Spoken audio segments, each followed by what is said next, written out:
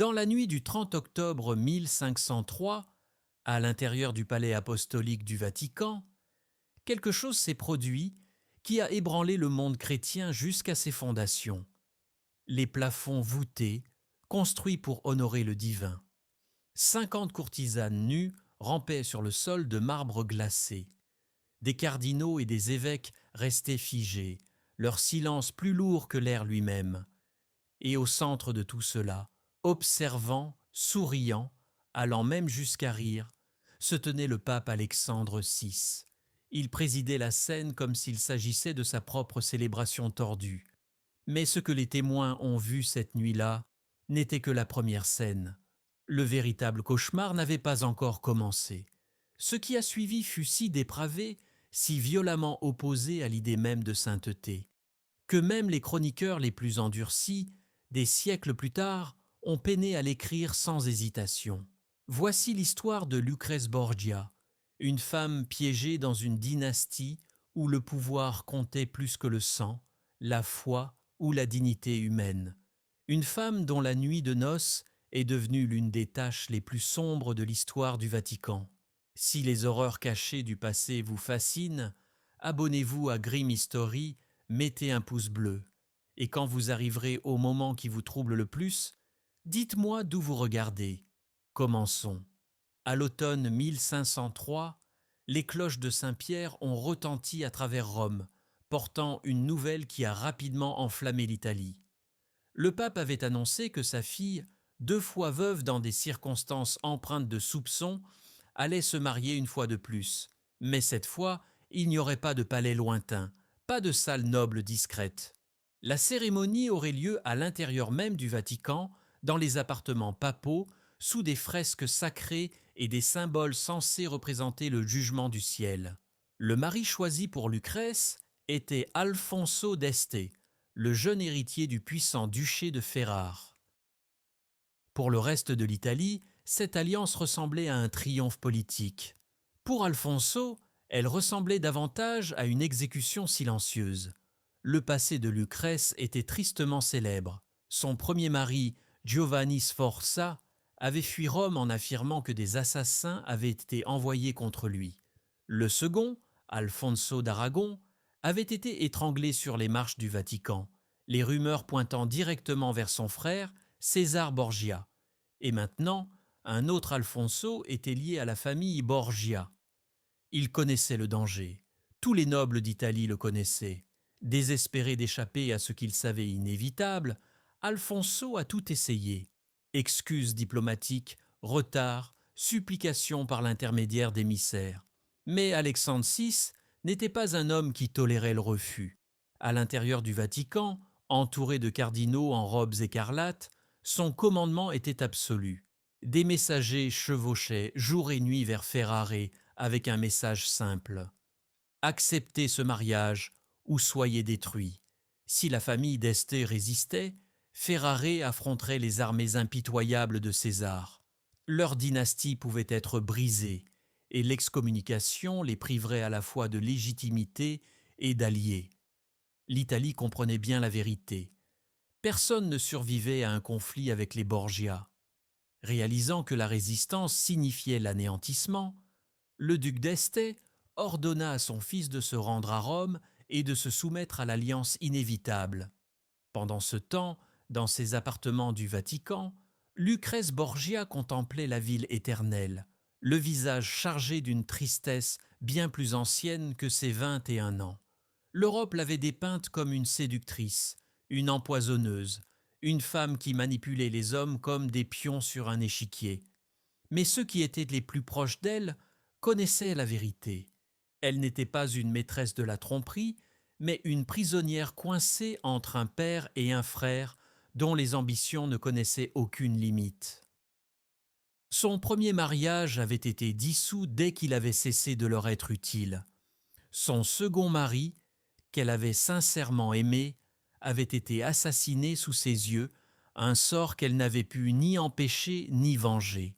Ses dames de compagnie murmuraient qu'elle se réveillait au milieu de la nuit, serrant sa poitrine, tremblante de cauchemars dont elle refusait de parler. Elle savait que ce troisième mariage ne lui apporterait pas l'amour. Mais même elle ne pouvait imaginer ce que sa nuit de noces deviendrait. Quelque chose de sombre, calculé et cruel se préparait derrière les murs du Vatican. Les préparatifs de la cérémonie avançaient rapidement. Pourtant, l'atmosphère à l'intérieur du palais apostolique semblait étouffante. Les serviteurs détournaient les yeux. Les cardinaux murmuraient à voix basse. Des silhouettes étranges traversaient les couloirs interdits à des heures inhabituelles. Les rumeurs enflaient. Instructions secrètes, invités, introduits par des passages cachés. Et un homme ressentait ce poids plus que quiconque. Johann Burchard, le maître des cérémonies du Vatican. Il avait vu d'innombrables scandales sous Alexandre VI, des festins extravagants, des pots de vin politiques, des charges sacrées vendues comme des bibelots. Mais quelque chose dans cette nuit lui inspirait une froide inquiétude. Il sentait que cet événement éclipserait tous les scandales qu'il avait jamais consignés. Il sentait qu'il allait assister à quelque chose dont l'histoire aurait du mal à parler. Un piège avait été tendu, doré, poli et inévitable. Et la mariée comme le marié marchait déjà vers son centre. En décembre, Alfonso d'Este entra dans Rome avec une petite escorte. Son voyage depuis Ferrare l'avait traîné à travers des montagnes gelées, des routes défoncées et une angoisse croissante qui s'était lourdement installée sur sa poitrine. Mais rien ne l'avait préparé à la vue du Vatican. Un colosse de pierre s'élevant au-dessus de la ville, à moitié baigné de lumière aux chandelles, à moitié perdu dans les échafaudages. Cela ressemblait moins au cœur du christianisme qu'à une forteresse construite pour engloutir ceux qui osaient s'y opposer. À l'intérieur, l'accueil fut écrasant. Alexandre VI trônait, revêtu de blanc et d'or chatoyant, qui reflétait la lumière des bougies, comme du métal en fusion. À ses côtés se tenait César, silencieux, immobile et terrifiant dans sa retenue. À seulement 26 ans, il était déjà craint dans toute l'Italie. Des familles entières disparaissaient sur son ordre. Des villes se rendaient à son approche. Quand ses yeux se posèrent sur Alfonso, le message était sans équivoque. « Tu n'es pas un invité ici. » Au cours des semaines suivantes, Alfonso endura des humiliations déguisées en célébration. Lors des banquets, on le plaçait à côté de courtisanes, tandis que le haut clergé observait avec un amusement à peine dissimulé. Pendant les chasses, César exhibait une habileté impitoyable qui ressemblait plus à un avertissement qu'à un sport. Lors des réceptions, Alexandre VI lançait des remarques appuyées sur les fins tragiques des précédents maris de Lucrèce. Chaque geste portait la même menace silencieuse. « Tu nous appartiens désormais. » Et le pire, la véritable horreur de ce mariage, le moment dont l'histoire murmurerait pendant des siècles, n'avait pas encore commencé. Il y eut des chasses où César affichait sa domination avec une précision froide et sans effort, rappelant à Alfonso à chaque flèche et chaque bête abattue qu'il commandait non seulement des armées, mais la peur elle-même. Il y eut des réceptions où Alexandre se moquait du sort des précédents maris de Lucrèce devant toute la cour, suggérant presque joyeusement à quel point la vie d'un gendre Borgia avait tendance à être courte. Alfonso tenta de préserver ce qui lui restait de dignité, mais à ce stade, il était déjà un prisonnier enveloppé de cérémonial. Ses nuits étaient isolées dans le Vatican sous de minces prétextes. Il dormait dans des chambres surveillées jour et nuit par les gardes papaux. Chaque heure qui passait révélait plus clairement la vérité. Il était entré dans un piège sans issue. Le mariage n'était qu'une façade. Le véritable objectif était bien plus vicieux. Les Borgia entendaient briser l'orgueil de la famille d'Este, les humilier devant l'Italie entière et montrer à chaque maison noble, de Florence à Naples, que leur volonté pouvait écraser n'importe quelle lignée, aussi ancienne ou puissante soit-elle. Et tandis qu'Alfonso subissait ce siège psychologique silencieux, des préparatifs d'une toute autre nature se déroulaient au plus profond du Vatican. César prit personnellement le commandement du festin de la nuit de noces, et sa vision alla bien au-delà de ce que même les cercles les plus décadents de Rome auraient osé murmurer à voix haute. Derrière des portes closes, Il rencontra son père pour finaliser les détails, des détails qui auraient horrifié toute âme encore attachée à la révérence envers l'Église. 50 des courtisanes les plus remarquables de Rome furent choisies à la main et emmenées dans des chambres secrètes sous le palais. Ce n'étaient pas des prostituées ordinaires, mais des femmes éduquées, raffinées, qui fréquentaient les salons des nobles. Beaucoup tremblèrent quand elles apprirent ce que le pape attendait d'elles, pourtant aucune n'osa défier le chef de la chrétienté. On leur ordonna de s'habiller de velours et de soie somptueux qu'elles devraient ensuite enlever. Elles furent escortées par des passages cachés à la lueur des lanternes, afin que, la nuit du mariage, elles puissent être introduites dans les appartements papaux sans prévenir. Les serviteurs qui assistèrent à ces préparatifs se signèrent à plusieurs reprises, murmurant des prières qui collaient à leurs lèvres comme du givre. Ils savaient que quelque chose d'impie avait commencé à s'élever à l'intérieur des murs du Vatican. Même Lucrèce le sentait. Bien qu'elle ait été délibérément tenue à l'écart de la plupart des préparatifs, elle percevait la tension sombre qui s'épaississait dans l'air. Ces femmes de chambre rapportaient des visages inconnus glissant dans les couloirs, des courtisanes apparaissant dans des pièces où elles n'avaient rien à faire, et son frère César se déplaçant avec un sourire qui leur glaçait le sang. La veille du mariage, incapable de supporter plus longtemps l'atmosphère suffocante, Lucrèce s'enfuit vers la chapelle Sixtine. Sous le vaste ciel tonitruant de Michel-Ange, sous la main peinte de Dieu tendue vers Adam, elle s'effondra à genoux. Elle pria non pour l'amour ou le bonheur, mais pour un sauvetage, une intervention, un signe, n'importe quoi. Mais la chapelle resta silencieuse. Le divin semblait infiniment lointain. Les bougies vacillaient dans l'air hivernal qui s'infiltrait par les anciennes fissures, comme si elles luttaient pour rester en vie. Dehors, le Vatican se préparait à une célébration qui brouillerait la frontière entre rituel sacré et corruption indicible. Dans sa chambre, Johann Burchard, le maître des cérémonies, relisait le protocole final. Sa main tremblait en trempant sa plume. Il comprenait trop bien que ce qu'il s'apprêtait à consigner serait soit enterré à jamais, soit deviendrait le document le plus accablant de l'histoire de l'Église. La nuit du 30 octobre 1503 approchait, et avec elle un spectacle qui rapprocherait même les murs du Vatican de l'enfer. Le 30 octobre se leva avec la grandeur d'un mariage papal. Les cloches de Saint-Pierre résonnèrent sur les 7 collines de Rome. Les foules se pressaient dans les rues entourant le Vatican, avides d'apercevoir l'infâme mariée. À l'intérieur du palais apostolique, Lucrèce fut préparée par une douzaine de servantes. Elle portait une robe de soie chatoyante brodée d'or, brillant comme une flamme liquide sous les chandelles. Ses cheveux longs et clairs, soigneusement tressés de perles, cascadaient sur ses épaules en nattes complexes. Son visage était pâle, poudré pour masquer l'épuisement et la peur sous ses yeux.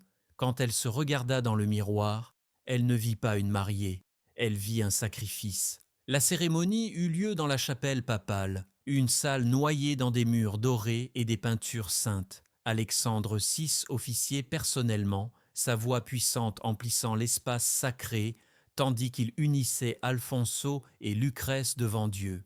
Des rangées de cardinaux en écarlate se tenaient raides le long de la chapelle, leurs expressions sculptées en masques de dévotion. Mais derrière leur piété maîtrisée vacillait autre chose, de l'effroi. Chacun d'eux connaissait la réputation des Borgia. Chacun sentait que ce qu'il voyait aujourd'hui n'était que le prélude. Après la cérémonie, les invités furent escortés vers les appartements Borgia, des salles resplendissantes de fresques peintes par Pinturicchio. Histoire de saints, de héros et de mythes s'étendant sur les murs, désormais souillés par la débauche qui approchait. D'immenses tables débordaient de sangliers rôtis, de faisans encore ornés de leurs plumes, de piles de fruits exotiques et de coupes de vin des meilleurs vignobles d'Italie. Cardinaux, nobles romains, émissaires de Ferrare et courtisans triés sur le volet remplissaient la pièce. Alfonso et Lucrèce étaient assis à la table d'honneur, prisonniers d'une célébration qui semblait déjà irréelle, comme un bal masqué dissimulant quelque chose de plus sombre en dessous. Au début, le banquet se déroula comme n'importe quel festin noble. Une douce musique de luth et de viol flottait dans l'air. Des toasts furent portés, des compliments creux échangés, une diplomatie polie jouée. Mais à mesure que la nuit s'approfondissait, l'atmosphère changea. Alexandre, déjà rougi par la boisson abondante, devint plus bruyant, plus jubilant. César, silencieux jusque-là, se leva lentement et donna un ordre subtil d'un mouvement de tête. Les grandes portes claquèrent, les gardes prirent position. Personne ne quitterait cette salle. Ce qui suivit déchira la dernière frontière entre décadence et dépravation. Au signal de César, les portes latérales s'ouvrirent et 50 courtisanes entrèrent dans la salle, drapées de velours et de bijoux, mais incapables de cacher la terreur dans leurs yeux. Un silence tomba sur la pièce, épais comme de la fumée. Puis Alexandre se leva de son trône, souriant comme s'il dévoilait un chef-d'œuvre, et annonça que le véritable divertissement allait commencer.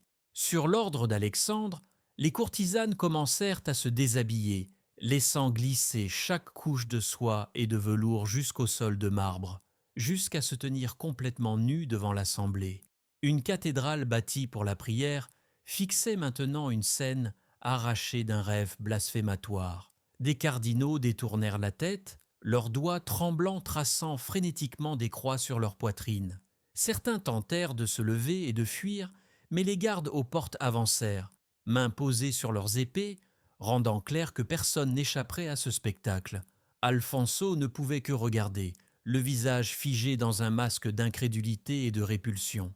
Lucrèce était assise à ses côtés, pétrifiée, ses larmes coulant silencieusement, trempant la soie de sa robe de mariée, ses mains si serrées sur ses genoux que ses jointures blanchissaient. Puis vint l'ordre suivant du pape.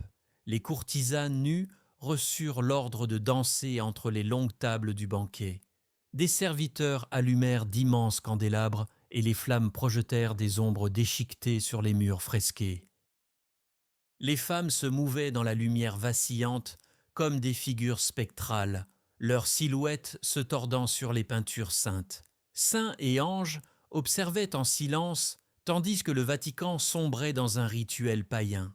Mais Alexandre ne faisait que commencer. Dans un acte conçu uniquement pour dégrader, il ordonna qu'on apporte des paniers de châtaignes et qu'on les répande sur le sol de marbre poli. Les noix roulèrent entre les pieds taqués des invités horrifiés, le bruit résonnant comme un faible tonnerre. Puis le pape annonça la phase suivante de sa dépravation. Les courtisanes devaient y ramper à quatre pattes entre les jambes des cardinaux et des nobles pour ramasser les châtaignes comme des animaux poussés dans un concours grotesque. Celle qui en ramasserait le plus serait récompensée de capes de soie, de bijoux en or et de trésors des coffres papaux. L'humiliation qui suivit fut si extrême que Johann Burchard, endurci par des années à assister aux moments les plus sombres du Vatican, écrivit plus tard qu'il avait peiné à la décrire avec des mots.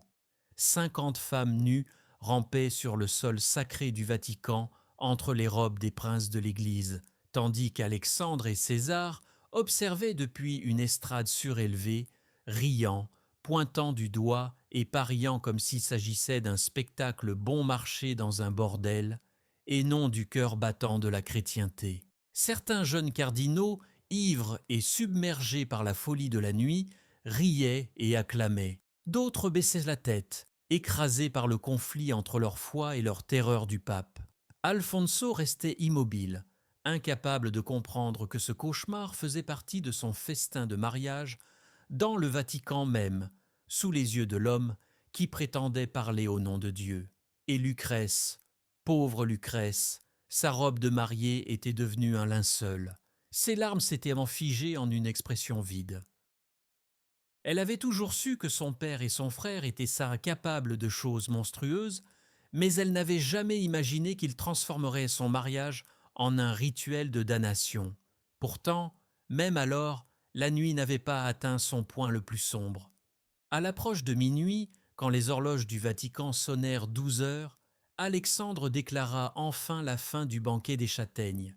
Les courtisanes nues, épuisées, se recroquevillaient dans les coins avec leurs prix humiliants. Le vin trempait les tables, les invités restaient figés, à moitié ivres, à moitié stupéfaits, entièrement brisés. Alexandre, cependant, gardait l'esprit clair, concentré, déterminé, et son prochain ordre fit taire la salle si complètement qu'on pouvait entendre les bougies crépiter. D'une voix dégoulinant d'autorité, il annonça que le devoir sacré du mariage devait maintenant être accompli. Mais ce qu'il ordonna ensuite écrasa ce qui restait de dignité dans la pièce. Il proclama qu'Alfonso d'Este devait prouver le mariage avec Lucrèce, non pas une fois, mais 3 fois, et non en privé. Tous les témoins présents devaient rester en place pour vérifier que l'union était scellée de manière irrévocable devant l'Église et le monde. La salle sombra dans un silence horrifié. Même César, dont le nom était synonyme de brutalité, regarda son père avec surprise, pris au dépourvu par l'audace pure du décret. Alfonso se leva lentement, le visage vidé de toute couleur. C'était un prince élevé dans les idéaux d'honneur et de devoir. Mais entouré maintenant des hommes armés de César, leurs mains serrant la garde de leurs épées, il comprit qu'il n'y avait pas de refus possible. Il se tourna vers Lucrèce. Elle tremblait comme un oiseau piégé sous l'ombre d'un prédateur. Ses yeux étaient vides, son esprit déjà battu au-delà de la résistance. Ses lèvres bougèrent, mais aucun son n'en sortit. Sous le regard meurtrier des gardes et le regard expectatif du pape, Alfonso n'eut pas le choix. Il escorta Lucrèce vers une chambre attenante, une pièce normalement utilisée pour recevoir les diplomates, désormais transformée en chambre nuptiale meublée. Les portes restèrent grandes ouvertes. Pas d'intimité, pas d'humanité. Ceux qui n'avaient pas fui furent forcés de rester dans la pièce extérieure, en pleine vue de ce qui allait se produire. Ce qui suivit n'était pas une union, c'était la destruction de 2 êtres humains. Les témoins regardaient dans un silence stupéfait. Certains murmuraient des prières désespérées. D'autres pleuraient doucement. Même les courtisanes, victimes de leur propre dégradation, détournaient les yeux de chagrin. Et tandis que la nuit s'étirait et que l'ordre horrible du pape se déroulait étape par étape, une vérité tacite emplissait le Vatican. Quelque chose de sacré était mort dans ce palais, et Rome ne serait plus jamais la même. Quand la nuit s'étira dans ces dernières heures, Lucrèce avait glissé dans un état au-delà de l'épuisement, au-delà de la peur. Son esprit, désespéré de survivre, s'était détaché du cauchemar qui se déroulait autour d'elle. Elle bougeait mécaniquement, sans penser, comme si son esprit avait fui son corps pour échapper à l'horreur qu'elle ne pouvait plus combattre. Et puis, juste au moment où la première lumière pâle de l'aube filtrait par les fenêtres des appartements Borgia, le pape Alexandre VI donna l'ordre pour l'accomplissement 3e et final de son décret monstrueux. César était de nouveau présent, observant froidement, supervisant chaque détail avec le même détachement clinique qu'il utilisait sur le champ de bataille. Quand l'épreuve fut terminée, il annonça triomphalement que le mariage était désormais lié 3 fois, scellé aux yeux de l'Église et de la loi, impossible à contester ou à défaire. Alexandre VI leva sa coupe de vin avec satisfaction, souriant comme si la nuit n'avait été qu'une célébration extravagante au lieu d'une descente dans l'abîme moral. Ceux qui restaient dans la pièce étaient les survivants, une collection d'âmes brisées, des cardinaux qui étaient entrés drapés d'écarlate comme serviteurs de Dieu se tenaient là maintenant comme témoins involontaires d'une atrocité qu'ils ne pourraient jamais confesser. Leur silence, leur inaction les avait rendus complices. Quand le soleil se leva pleinement sur Rome, il révéla la dévastation. Des cruches de vin vides, des châtaignes écrasées sur le sol de marbre, des courtisanes épuisées recroquevillées dans les coins, des gardes debout comme des statues, les yeux baissés.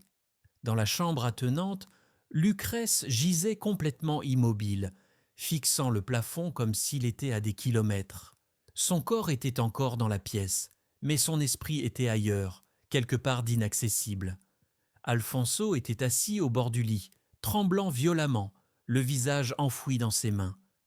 Rien dans sa vie, Ni champ de bataille, ni menace politique ne l'avaient jamais brisé comme cette nuit. Il n'y avait pas de vengeance assez puissante pour restaurer ce qui lui avait été pris. Quelques jours plus tard, il quitta Rome discrètement, brisé au-delà de toute réparation, retournant à Ferrare avec un silence qu'il porterait pour le reste de sa vie. Il ne parla jamais plus de cette nuit. L'histoire ne put être contenue. Le récit du banquet se répandit comme une peste. Des murmures dans les rues de Rome devinrent des rumeurs à travers l'Italie, puis explosèrent en rapports envoyés aux cours d'Europe. Les ambassadeurs écrivirent des lettres codées, les prêtres parlèrent en avertissements voilés, les nobles lurent les dépêches dans une incrédulité stupéfaite. L'envoyé vénitien écrivit fameusement « Ce qui s'est passé au Vatican dépasse même les imaginations les plus sombres de l'ancienne Rome. » Il déclara que le pape avait déshonoré non seulement sa fille, mais l'Église entière. Les Borgia avaient été craints auparavant, mais ils étaient désormais vus comme l'incarnation même de la corruption. Dans les marchés et les tavernes, les gens baissaient la voix en prononçant leur nom, comme si la famille elle-même pouvait entendre leurs murmures. À travers l'Europe, des prédicateurs saisirent l'histoire comme preuve de la pourriture morale de Rome. Parmi eux se trouvait un moine qui plongerait bientôt l'Église dans le tumulte, Martin Luther. Des années plus tard, il citerait le festin des Borgia comme symbole de tout ce qui était empoisonné au Vatican. Pendant ce temps, Johann Burchard, l'unique homme qui avait tout vu du début à la fin, consigna tout dans son journal. Ses mains tremblaient en écrivant. Conscient que son compte-rendu pourrait soit disparaître sous le secret du Vatican, soit un jour devenir le témoignage le plus accablant jamais écrit sur l'Église. Lucrèce Borgia ne s'échappa jamais de l'ombre de cette nuit. Elle partit à Ferrare avec Alfonso et tenta désespérément de construire une vie normale en tant que duchesse. Elle finança des œuvres de charité. Elle protégea des artistes. Elle encouragea la littérature et la beauté. Mais ceux qui la voyaient en privé décrivaient toujours la même chose. Une tristesse persistante, une mélancolie tranquille, des yeux qui avaient vu trop. Elle eut des enfants avec Alfonso, mais leur mariage, irrémédiablement empoisonné par cette nuit, n'était qu'une coquille vide. Ils vivaient côte à côte, séparés par une blessure qu'aucun humain ne pouvait guérir. Lucrèce mourut jeune, à 39 ans, en donnant naissance à son 8e enfant. Sur son lit de mort, elle demanda un prêtre et pria jusqu'à son dernier souffle. Ses derniers mots enregistrés furent « Je suis prête à être enfin libre ». La liberté, quelque chose qu'on lui avait refusé toute sa vie. Alexandre VI mourut seulement quelques mois après le banquet. Des rumeurs murmurant que le poison, l'outil qu'il avait si souvent utilisé, avait enfin trouvé son chemin jusqu'à lui. César Borgia, dépouillé de son pouvoir après la mort de son père, tomba dans une embuscade solitaire en Espagne. Son corps fut mutilé et jeté dans une tombe anonyme, loin de la grandeur qu'il croyait lui être destinée. Mais la nuit du 30 octobre 1503 ne mourut pas avec eux. Elle devint un symbole, une icône de corruption si grave qu'elle alimenta les flammes de la réforme protestante. Martin Luther et d'autres invoquèrent les Borgia à maintes reprises comme preuve de la décadence du Vatican. La contre-réforme qui suivit fut en partie une tentative d'effacer la tâche de cette famille de l'histoire. Pourtant, la vérité survécut. Des siècles plus tard, le journal de Burchard refit surface, ramenant l'événement à la lumière. Même aujourd'hui, plus de 500 ans après cette nuit, le banquet des châtaignes et la triple honte restent des rappels infâmes de ce qui arrive quand le pouvoir absolu perd toute retenue. Cela nous avertit que les actes les plus sombres de l'humanité sont souvent commis dans les lieux censés être sacrés. L'histoire de la nuit de noces de Lucrèce Borgia n'est pas simplement de l'histoire. C'est un miroir, un avertissement, un rappel que le mal prospère souvent dans le silence. Si vous êtes arrivé à la fin de ce récit, écrivez « bouh » dans les commentaires pour qu'on sache que vous avez traversé avec nous toute cette descente glaçante. Et rappelez-vous, le passé n'est pas mort, il observe, il avertit.